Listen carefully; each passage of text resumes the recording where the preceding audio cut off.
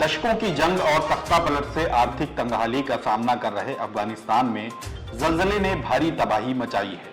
तालिबान सरकार के अधिकारी मोहम्मद नसीम हक्कानी के एक बयान के मुताबिक खोस्त और नागरहार प्रांत में बड़े पैमाने पर जान माल का नुकसान हुआ है। रिपोर्ट्स के मुताबिक अब तक कोई 1000 लोगों की मौत हो चुकी है और तकरीबन 2000 के आसपास जख्मी हैं।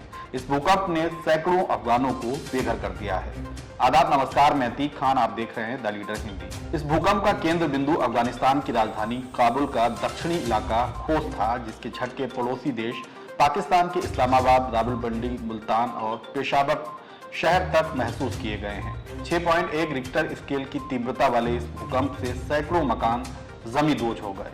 सबसे ज्यादा दक्षिणी प्रांत के पक्तका का इलाका खंडहर जैसा नजर आ रहा है। जल्जला रात करीब 2 बजे आया, जब लोग गहरी नींद में सो रहे थे। यही वजह है कि उन्हें अपने बचाव का भी कोई मौका नहीं मिला।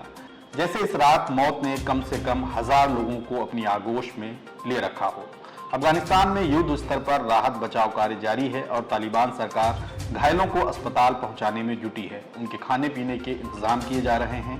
हालांकि अफगानिस्तान की एक हकीकत ये भी है कि वो गंभीर आर्थिक तंगी का सामना कर रहा है। मतलब बड़ी संख्या में अफगानों के सामने 2 वक्त की रोटी का संकट बना है। सत्ता परिवर्तन के बाद से हालात और ज्यादा भयावह हैं। जब आम अफगानी मदद के लिए दुनिया की तरफ देख रहे थे, उसी वक्त कुदरत का कहर भी नाजिल हो गया, जिसने हजारों लोगों की दुश्वारियां बढ़ा दी हैं।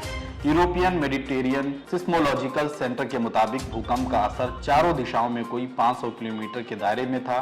इसी कारण अफगानिस्तान के साथ ही पाकिस्तान और भारत में भी इसके झटके महसूस किए गए हैं। पिछले हफ्ते ही पाकिस्तान में भी भूकंप के झटके महसूस किए गए थे। दुनिया में हर साल जमीन पर 5 लाख से ज्यादा भूकंप आते हैं। इसमें कुछ लाख ही रिक्टर पैमाने पर दर्ज होते हैं या महसूस किए जा सकते हैं। हर साल औसतन 100 भूकंप ही ऐसे होते हैं जो धरती पर तबाही मचाते हैं।